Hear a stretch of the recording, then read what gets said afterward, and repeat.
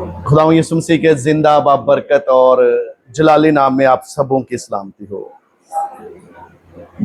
मेरे अजीजों, आए मेरे साथ कलाम खुदा में से कुरिन्थियों की कलीसिया के नाम पौलुस रसूल का पहला खत खोलें। पहला कुरिन्थियों और उसका 9वां बाब और पहला कुरिन्थियों और उसका पहला बाब और 9वीं आयत आज शाम कलाम खुदा में से हम सब तिलावत करेंगे।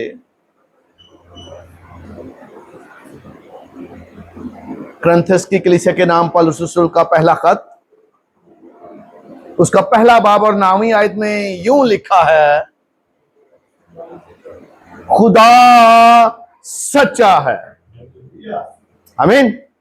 खुदा सच्चा है जिसने तुम्हें अपने बेटे हमारे खुदावंद यीशु मसीह की शिराकत के लिए बुलाया है। खुदावंद के पाक कलाम का पढ़ा, सुना, समझा और कबूल किया जाना हम सबों के लिए बाइसे बरकत हो। मेरे अजीजों, यहोवा पाक खुदा ने यानी खुदावंद यीशु मसीह के बाप ने, मेरे बाप ने और आप में से हर एक के बाप ने आप तमाम लोगों के लिए आज शाम मुझे जो पैगाम दिया, खास पैगाम दिया, ताकि वो पैगाम मैं आप सबों तक पहुंचा सकूं।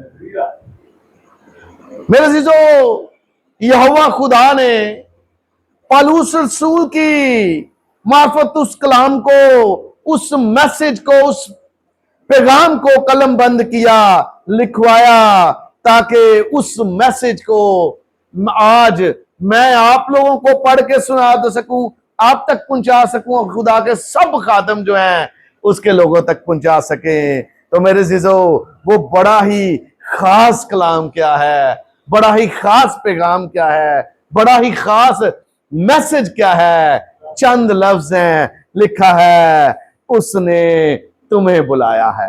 आमीन, हालेलुया। पैगाम क्या है? उसने यानी यहोवा पाक खुदा ने, यानी खुदावंद यीशु मसीह के, मेरे और आपके बाप ने क्या किया है? तुम्हें बुलाया है। हालेलुया। किस किस की बात हो रही है? मेरी बात हो रही है, आपकी बात हो रही है, आपकी बात हो रही है, आपकी बात हो रही है। ये हर उस शख्स की बात हो रही है जो खुदावंद यीशु मसीह का कलाम पढ़ता और उसको सुनता है। हालेलुया। और मैसेज क्या है? उसने क्या किया है? तुम्हें बुलाया है। मेरे अजीजों, यहोवा खुदावंद ने हमें ऐसे ही नहीं बुलाया। यूसाया का सहीफा 43वां बाब पहली आयत, मेरे अजीजों, लिखा है, और अब याकूब, खुदावंद जिसने तुझको खलक किया और जिसने इस्राएल तुझको बनाया है, यूं फरमाता है कि खौफ ना कर। हालेलुया। खौफ ना कर, मैंने तेरा नाम लेकर तुझे बुलाया है। आमीन। बात मैं बुलाहट की कर रहा हूं, इसलिए वही लफ्ज मैंने चुनाव करके वो आप तक पहुंचा दिए। किस तरह बुलाया है, बात ये मैं कर रहा था। तो किस तरह बुलाया है? नाम लेकर बुलाया है। हालेलुया। तो जैसा एल्डर साहब बयान कर रहे थे, क्यों बुलाया है, कैसे बुलाया है? मैंने तेरा फिदिया दिया है, मैंने तेरी कीमत अदा करके तुझे बुलाया है। लिखा है, मेरे पास वापस आ जा। क्यों? क्योंकि मैंने तेरा फिदिया दिया है और तू मेरा है। सो ये बुलाने वाला कौन है? इस आयत के शुरू में लिखा है, खुदा सच्चा है, उसके सब वादे हां के साथ हैं, सच्चे हैं, वो वफादार है, पिस्टोस लिखा है वहां पर, वो काबिले इत्माद है, वो सच्चा है। तो मेरे जीजो लिखा है किस किस खुदा ने बुलाया? जिसने हमें खलक किया है, जिसने हमें बनाया है। और कैसा बनाया है मैं भी जानता हूं, आप भी जानते हैं। लिखा है आओ हम इंसान को अपनी सूरत और अपनी शबीह पर अपनी मानद बनाए। हालेलुया। उसने मुझे और आपको अपनी मानद बना लिया, अपने जैसा बना लिया, अपनी तस्वीर बना लिया। क्यों? ताकि वो मेरे और आपके साथ रह सके। हालेलुया। ताकि वो मुझसे और आपके साथ हमेशा रहे।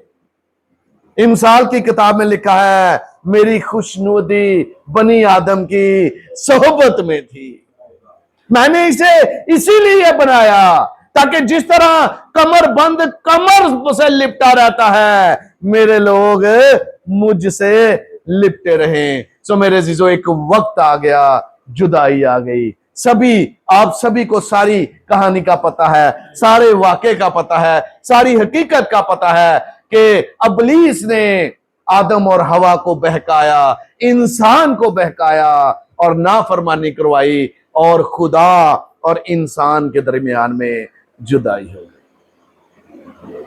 गुनाह अंदर आ गया, जुदाई हो गई, इंसान दूर हो गया। मेरे जीजो इंसान जरूर दूर हुआ है, लेकिन खुदा इंसान से दूर नहीं हुआ। वो अर्शों को छोड़कर फर्श पर आ गया। उसने फिर इकाई कायम करने के लिए अपने बेटे को इस दुनिया में भेजा। हालेलुया।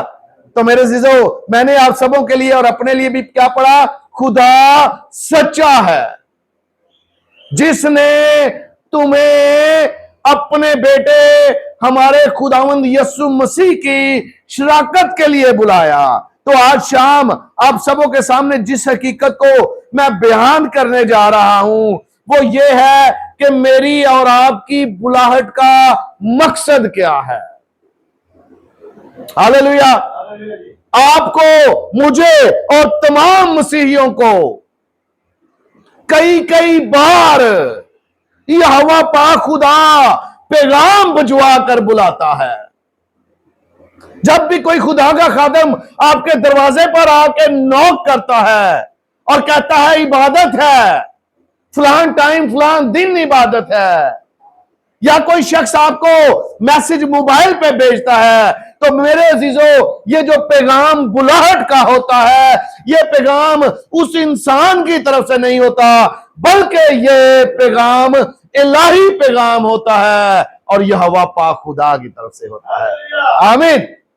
इस तरह से पैगाम देकर बुला लिया जाता है। मैंने तेरा नाम लेकर तुझे बुलाया है। हालेलुया। ज़कई को भी नाम लेकर बुलाया गया, याकूब को भी नाम लेकर बुलाया गया। इसी तरह आज शाम मुझे भी और आपको भी हर एक को नाम लेकर बुलाया गया है। तो बुलाहट का मकसद क्या है? बुलाया क्यों गया है? तो मेरे जीजो बुलाहट का मकसद जो इस आयत मुबारका में हमने पढ़ा, जरा गौर से सुनिएगा। लिखा है ताकि तुम्हें अपने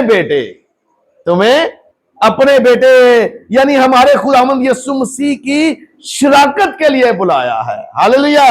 किस लिए बुलाया है जी? यीशु मसीह की शराकत के लिए बुलाया है। कोइनोनिया लिखा है वहां पर, यानी शामिल करने के लिए बुलाया है। हालेलुया।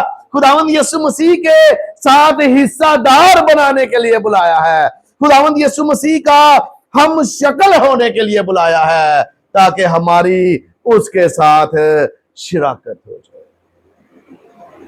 मैं जिक्र कर रहा था कि उसने हमें नाम लेकर बुलाया है। हालेलुया। और किस मकसद के लिए बुलाया है? बार बार एक ही बात कर रहा हूं, ताकि हमारी उसके बेटे के साथ शराकत हो जाए और उसके बेटे की शराकत उसके साथ है। हालेलुया। हालेलुया। तो मसीह खुदावन ने कहा था, ऐ बाप, जिस तरह से मैं तुझ में हूं, तू मुझ में है, ये भी हम में हो। सो कहना ये चाह रहा हूं, बाप की भी शदीद ख्वाहिश है कि ये लोग जिनको मैंने अपनी सूरत और अपनी शबीह पर अपनी मानद बनाया है, ये मेरे साथ शराकत करें। मसीह खुदावंद की भी शदीद ख्वाहिश है कि हमारी उसके साथ शराकत हो। तो मेरे जीजो, बाप ने भी काम किया हमें शराकत करने के लिए, हमारे साथ शराकत करने के लिए बेटे ने भी काम किया, और उनके साथ शराकत करने के लिए हमने भी एक काम करना है। तो मैं इन 3 चीजों को आज आपके सामने रखना चाहूंगा। मकसद क्या है? शराकत। मकसद क्या है? शराकत। खुदा बाप की जात के साथ जिस तरह से मसीह खुदावन की शराकत है, सेम उसी तरह से खुदा बाप की भी और उसके बेटे हमारे खुदावंद यीशु मसीह की भी शदीद यही ख्वाहिश है, उसी तरह से हमारी उनके साथ शराकत हो। हालेलुया। तो मेरे अजीजों, यहोवा पाक खुदा ने क्या किया? लिखा है रोमियों के 8वें बाब की 29वीं आयत से पढ़ूंगा। लिखा है, क्योंकि जिनको उसने पहले से जाना, आमीन, आपका और मेरा चुनाव, बुलाए हुओं का चुनाव पहले से हो चुका है, बनाए आलम के पेशतर से हो चुका है। लिखा है, जिनको उसने पहले से जाना, उनको पहले से मुकर्रर भी किया। आमीन। मुकर्रर किया। मुकर्रर किस लिए किया? ताकि ये शरीक हो सके। हालेलुया। तकर्री मुकर्रर किस लिए किया? ताकि हमारी शराकत हो सके। और आगे 30वीं आयत से पढ़ने लगा हूं, और जिनको उसने पहले से मुकर्रर किया। पहले क्या किया? जाना। फिर क्या किया? मुकर्रर किया। और फिर 30वीं आयत से पढ़ रहा हूं, जिनको उसने पहले से मुकर्रर किया, उनको बुलाया। हालेलुया। सबको नहीं बुलाया गया। ये बड़े की ज़ियाफत है, ये आसमानों की ज़ियाफत है, ये आसमानों की शराकत है, ये आलमे बाला की नेमतों बरकतों की शराकत है। तो इसके लिए कौन कौन बुलाया गया है? जिनको जाना गया है, जिनको मुकर्रर किया गया है, इसीलिए नाम लेकर बुलाया गया है। और आगे लिखा है, और जिनको उसने बुलाया, उनको रास्तबाज भी ठहराया। हालेलुया। कौन कौन बुलाया गया है? मैं बुलाया गया हूं। हालेलुया। तो बुलाकर किया क्या? रास्तबाज ठहरा दिया। तो कहना यह चाह रहा हूं, आगे लिखा है, जिनको रास्तबाज ठहराया, उनको जलाल भी बख्शा। आमीन। जिनको रास्तबाज ठहराया, उनको जलाल भी बख्शा। मेरे जीजो, खुदा बाप की तरफ से मेरी और आपकी निजात के लिए, मेरी और आपकी अपने साथ शराकत करने के लिए खुदा यहोवा पाक खुदा ने काम क्या किया? मैं चंद बातें मैंने इसमें से बताई। रोमियो 8वां बाब 29वीं और 30वीं आयत है। खुदा बाप ने पहले जाना। पहले क्या किया? जाना। फिर मुकर्रर किया, दूसरा काम। तीसरा काम बुला लिया। और चौथा काम क्या ही बात है? रास्तबाज ठहरा दिया। और 5वां काम उससे भी जबरदस्त किया बाप ने। लिखा है, जलाल बख्श दिया। आमीन। बख्शा, बख्शिश है। मसीह खुदावन ने उस सामरी औरत से कहा, अगर तू खुदा की बख्शिश को जानती। ये लोग बख्शिश को समझ ही नहीं पाए। बख्शिश जो होती है वो दे दी जाती है। जो बख्शिश होती है हमेशा हमेशा के लिए दे दी जाती है। और जो बख्शिश होती है, जिसको दी जाती है, ये बख्शिश उसकी हो जाती है। हालेलुया। हालेलुया। तो आपको क्या बख्शा गया? जलाल बख्शा गया। मुझे क्या बख्शा गया? जलाल बख्शा गया। हालेलुया। तो ये यहोवा पाक खुदा ने काम किया। और इसी तरह उसके बेटे ने क्या किया? हालेलुया। किस लिए जी? शरीक करने के लिए, शराकत करने के लिए। पहला कदम उसने उठाया। फैसला बाप ने किया, इंतजाम बाप ने किया, मुकर्रर बाप ने किया। और शराकत के लिए जब हम गुनाह में गिर गए थे, हमारी तरफ से पहला कदम नहीं उठा। इंसान की तरफ से पहला कदम शराकत के लिए नहीं उठा। मेरे अजीजों, मुझसे और आपसे और हर एक इंसान से शराकत कायम करने के लिए पहला कदम उसके बेटे हमारे खुदावंद यीशु मसीह ने उठाया। हालेलुया। किसने पहला कदम उठाया? यीशु ने उठाया। किया क्या? किया क्या? मैं भी जानता हूं, आप भी जानते हैं। अब्रानियों 2 बाब 14वीं आयत में लिखा है, जिस सूरत में के लड़के खून और गोश्त में शरीक हैं। आमीन। जिस सूरत में के हम एक दूसरे के साथ किस चीज के वसीले से शरीक हैं? गोश्त और खून में शरीक हैं। तो लिखा है वो खुद भी, हालेलुया, यानी यीशु मसीह की बात हो रही है। जिस सूरत में के लड़के खून और गोश्त में शरीक है, तो वो खुद भी उनकी तरह उनमें शरीक हुआ। आमीन। किन की तरह? जिस तरह हम एक दूसरे के साथ शरीक हैं। जिस तरह मैं और आप भी जानते हैं दुनिया के रूल को। एक घर है और अगर हम 6 भाई हैं यहां पर, तो इस घर में हम 6 के 6 भाइयों की शराकत है। शराकत का बुनियादी असूल क्या है? हम एक दूसरे के गोश्त में भी शरीक हैं, हम एक दूसरे के खून में भी शरीक हैं। हालेलुया। इसी तरह मेरे जीजो, मेरा और आपका मसीह जो है, आमीन, आसमानों को जोड़ा। लिखा है अज़ल में कलमा था। हालेलुया। वहां पर हो लोगोस लिखा है, अज़ल में कोई खास कलमा था। आमीन। अज़ल में खास कलमा था और ये जो अल कलमा है ये खुदा में था। और फिर आगे लिखा है अल कलमा खुदा था। आमीन। ये खुदा के अंदर था। और फिर 14वीं आयत यूहन्ना पहला बाब 14वीं आयत में लिखा है, और अल कलमा मुजस्सम हुआ। ये जो हो लोगोस है ये मुजस्सम हुआ। इसने जिस्म की शक्ल इख्तियार की और कुंवारी मरियम से पैदा हुआ। आमीन। मुझ में और आप में शरीक हो गया। तो देखें जी, कौन कौन पहले शरीक हुआ? मसीह खुदावंद हम में शरीक हुआ। आमीन। और अब अगली बारी किसकी है शराकत की? ना तो बात यहोवा पाक का खुदा की तरफ से रही, उसने भी इंतजाम कर दिया। और अब अगली बारी मसीह खुदावंद की थी, उसके कलमे की थी, उसके बेटे की थी, और वो हम में शरीक हुआ।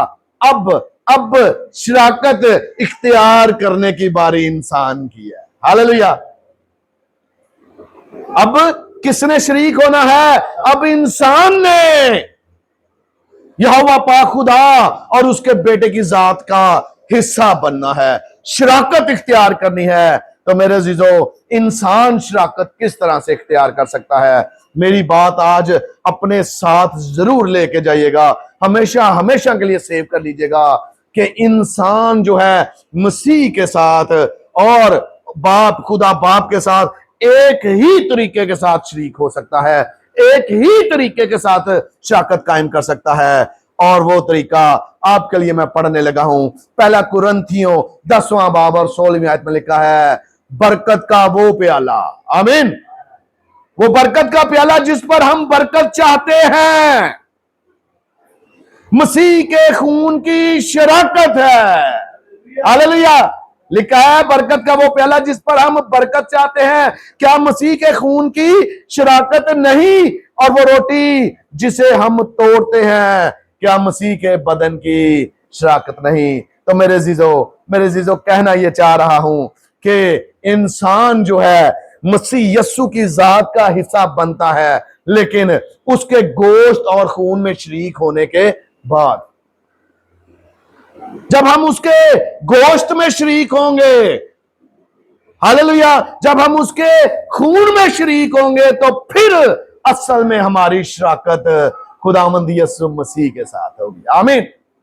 अब खुदावंद की, यहोवा पाक खुदा भी की यही ख्वाहिश है, मसीह खुदावंद की भी यही है, और आप में से हर एक की भी यही है। हालेलुया।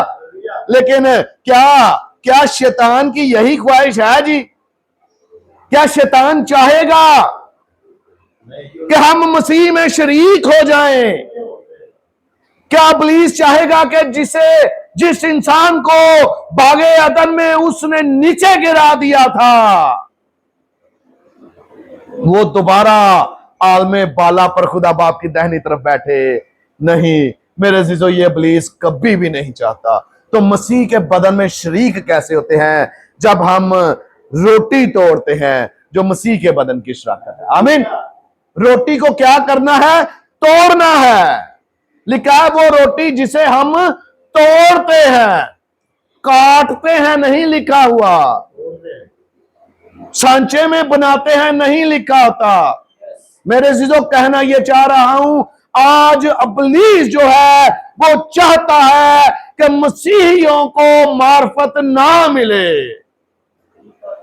होसिया के सही पे में लिखा है, मेरे लोग अदमे मार्फत से हलाक हुए।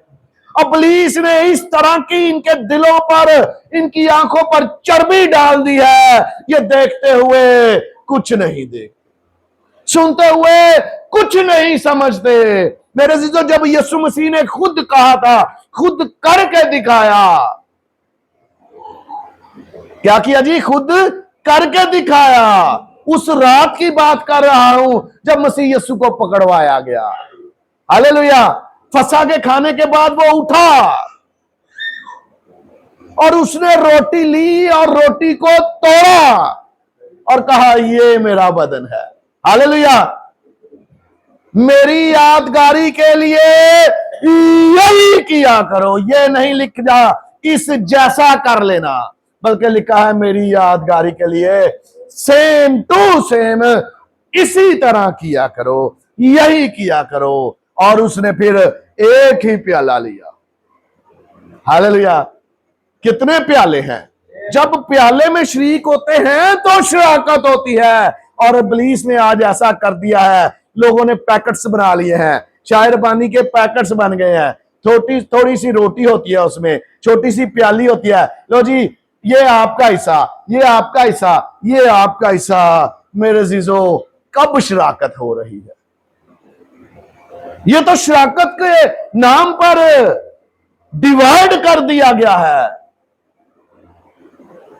तो मेरे अजीजों, कहना आज शाम यही चाह रहा हूं, इब्लीस ने अपने सारे हथकंडे अपनाए हैं, इब्लीस ने अपने तमाम हरबे अपनाए हैं ताकि हम मसीह के बदन में शरीक ना हो सके। जब आप रोटी तोड़ते हैं, सुनिएगा, जब आप रोटी को इस तरह से तोड़ते हैं तो आप इजहार करते हैं कि मसीह का बदन भी इस तरह से तोड़ा गया, इस तरह से उस पर कोड़े पड़े, इस तरह से वो कुचला गया। और जब आप उस चीज को तोड़ेंगे ही नहीं तो किस तरह से आप तजर्बा करेंगे?